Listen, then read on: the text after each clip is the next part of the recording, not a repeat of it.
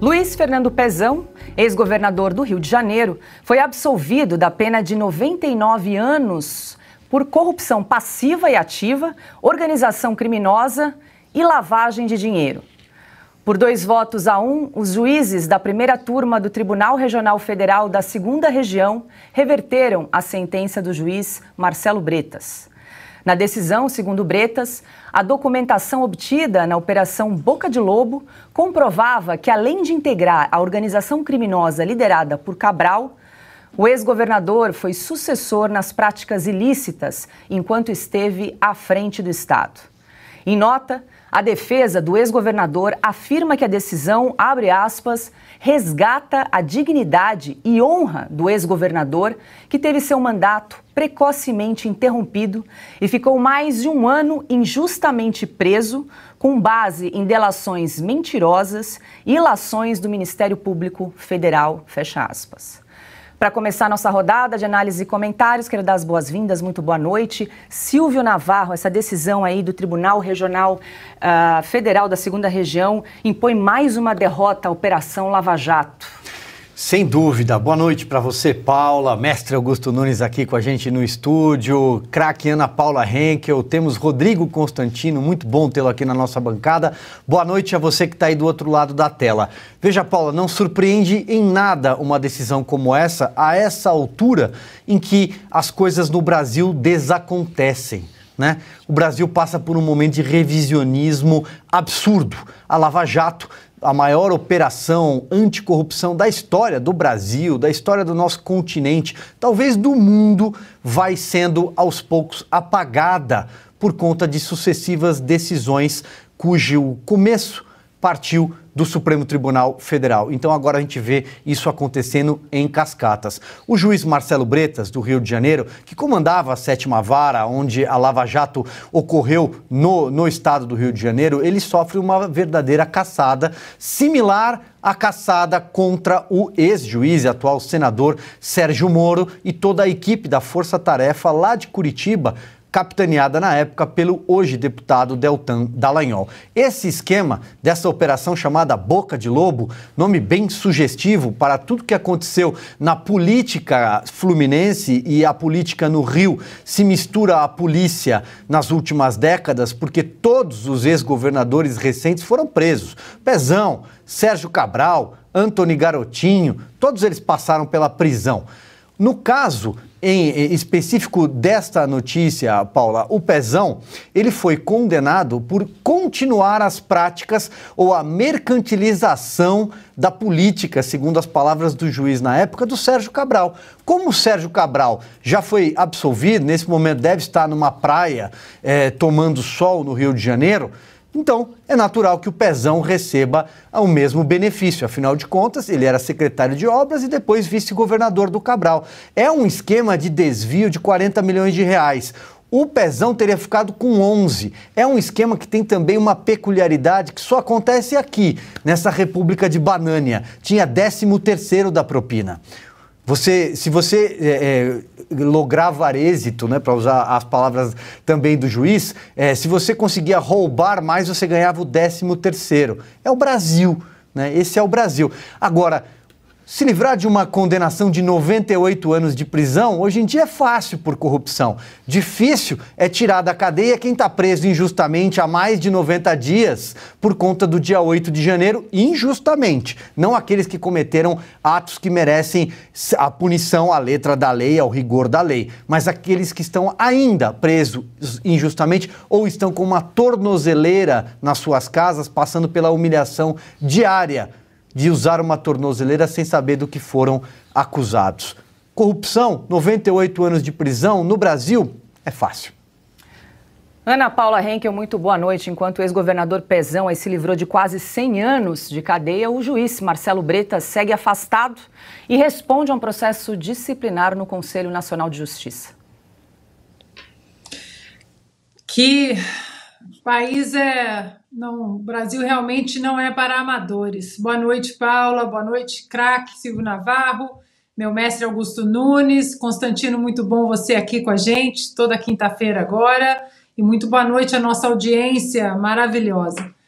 É curioso, né? As pessoas aqui, a esquerda, os adoradores, né, de bandidos, ou os que adoram a bandidolatria, né? Os que endeusam bandidos, principalmente esses metidos em corrupção em política, eles estão celebrando a sentença revertida pelo TRF, só que eles não falam nada dizendo que a justiça prevaleceu, que a justiça brasileira, né, tem um rumo correto. E por que eles não celebram, então, a sentença do TRF4 de Porto Alegre, que não apenas validou a sentença do então juiz Sérgio Moro, da primeira instância de Curitiba, que condenou Lula a 8 anos e alguma coisa na cadeia, mas aumentou a pena para 12 anos e alguma coisa. E lembrando que os desembargadores do TRF4, todos eles indicados por administrações petistas. O próprio desembargador Gebran Neto colocou ali na sentença, né, de que havia provas sobradas, assim mesmo, literalmente, há provas sobradas de todo aquele processo. E agora nós não estamos vendo apenas o desmonte da Lava Jato, né, a operação, a força-tarefa que deu um banho de justiça no Brasil, mas que trouxe uma esperança para o brasileiro de que a nossa justiça era séria, que não era só gente pobre, gente sem advogados, criminosos de pequeno porte, porque os criminosos famosos também, aqueles líderes de cartéis, eles têm um dinheiro para pagar advogados 24 horas por dia e estão sempre aí, soltos, mudando de penitenciária para cá, né? Algumas mordomias. O PT, nós sabemos muito bem que investe pesado na narrativa do desencarceramento em massa, ou seja, é a turma que condena, a turma que não curte a nossa justiça, hoje está abraçada com a justiça que cometeu mais uma injustiça e que coloca o Brasil aí em mais uma agenda do retrocesso. Já estamos dentro de uma no Executivo há 100 dias e agora entramos também numa agenda de retrocesso por parte do Judiciário. Rodrigo Constantino, muito boa noite, seja bem-vindo. O ex-governador Pezão chegou a afirmar a um veículo de comunicação que ele ficou surpreso com a decisão do TRF da 2ª Região. Ele disse que esperava uma redução de pena e que a discussão chegaria ao STF, ao STJ, e agora ele é surpreendido com o TRF da 2ª Região absolvendo por completo dessa pena de quase 100 anos. Paula Leal, a impunidade no país campeia a ponto de surpreender até os corruptos. Boa noite, Paula, boa noite, mestre Augusto, querido amigo Silvio e querida Ana e todos que nos acompanham. Veja, nós vimos a notícia também recente de que a Justiça mandou devolver aí um helicóptero, mansão, lancha, avaliados em 7 milhões de reais a um chefão do PCC, aquele que o próprio Supremo já tinha soltado, garantido habeas corpus também. O Brasil virou o país da total impunidade. Eu tenho até uma pergunta séria a fazer, talvez o Silvio, mais atento, acompanhando mais de perto essas questões, ou Augusto saibam a resposta, mas eu tenho uma pergunta sincera. Será que existe algum corrupto ainda preso no Brasil? Pelo menos algum corrupto mais graúdo, vai? Algum tubarão que não apenas umas sardinhas aí para fingir que há justiça nesse bordel chamado Brasil? Então vamos falar sério, né? Eles venceram. A gente tem que ser honesto aqui com a nossa audiência, que liga na Oeste, em vez de ligar em certas emissoras, para ouvir a verdade e análises sérias, e não gente passando pano para essa piada de mau gosto que virou o Brasil, esse circo em que o palhaço é o povo, né? Nós temos eles tomando conta do sistema. Eles, que eu digo, são os safados de todos os tipos, né? Os corruptos, aqueles que desviaram recursos públicos numa magnitude sem precedentes, estão, como lembrou muito bem o Silvio aí, curtindo praia, livre, leves e soltos.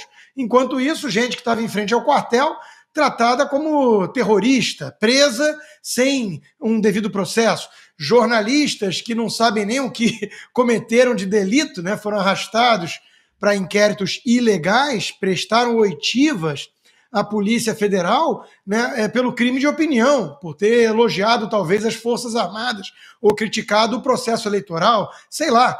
E tem jornalistas no país que estão com contas bancárias congeladas, redes sociais censuradas e até mesmo, vejam só, passaportes cancelados. Eles são tratados, então, como marginais, como bandidos, enquanto que o Pezão, o Cabral e Tutti Quanti estão até surpresos que a impunidade caminhou rápido demais. Veja, não temos como levar a sério um país desses. É um país que está flertando, se não já mergulhou de vez, com o abismo, né? E está ali nas garras do narcotráfico. Virou o Brasil quase já um narco-estado. Os marginais, os bandidos da pior espécie mandam, estão no poder, estão infiltrados no poder judiciário e as pessoas sérias, honestas e trabalhadoras estão sendo tratadas como os verdadeiros marginais. Constantino, aqui no estúdio, Silvio e Augusto foram rápidos em dizer que não restou um grande corrupto preso nesse momento. Augusto Nunes, muito boa noite. Boa noite, chefe Paula, boa noite, meu irmão Silvio Navarro, Constantino, nossa atração das quintas-feiras, minha querida parceira Ana, boa noite a você que nos acompanha. O Brasil é o país em que há o maior número de erros judiciais do planeta, né? Agora, todos eles, a soltura dos bandidos, se a justiça agir coerentemente, tem de ser acompanhada por uma indenização. Está aqui, ó. A declaração do ex-governador Pezão. Só o nome já justifica a cadeia, né? O nome de guerra. Essa decisão resgata a dignidade e honra do ex-governador que teve seu mandato precocemente interrompido e ficou mais de um ano injustamente preso, com base em delações mentirosas e ilações do Ministério Público. Pois bem, erro judicial. Ele tem de pedir indenização. Da mesma forma que os que devolveram o dinheiro têm de recebê-lo de volta e os que espontaneamente propuseram a devolução de parte do produto do roubo, eles agora têm o direito de pedir isso aqui, pedir que, de novo, sejam depositadas nas contas que mantém aqui ou no exterior. Enquanto, como bem lembrou o Constantino, inocentes têm suas contas bloqueadas. Realmente, o faroeste brasileira, o maior deles, que foi esse protagonizado pelos bandidos do Petrolão, chegou ao final feliz para os bandidos, né? É o vilão que prende o xerife. É o mocinho que é perseguido pelos bandidos. Claro, se o chefe da quadrilha está na presidência da República, se um dos generais do bando, né, um dos sacerdotes da seita aí, Sérgio Cabral, campeão mundial no acúmulo de prisões, de penas por roubalheira política, está ali livre, leso e solto. Por que prender os oficiais aí de patente menor? Ele tem que soltar. Tem que soltar.